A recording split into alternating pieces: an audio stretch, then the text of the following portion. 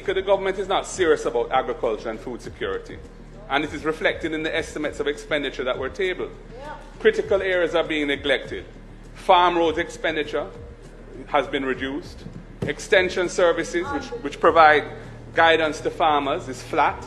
Technical support is being decreased. And most importantly, research and development only gets a 2.7% increase, which is way below inflation. The allocation for irrigation, which supports the National Irrigation Commission, is also flat, while Essex Valley and Southern Plains projects are coming to an end, having undergone numerous extensions. Examples of areas for growth in agriculture include supporting research and activities like extracting oils,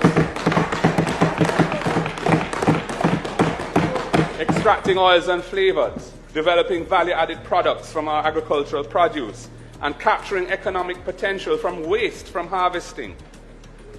The quality of our produce is world-renowned, and is part of our overall creative product in the country. We're also sorely disappointed by the direction that the medicinal and therapeutic ganja industry has been taken since the PNP government decriminalized its use in 2015 and created a platform for a new lawful industry to emerge.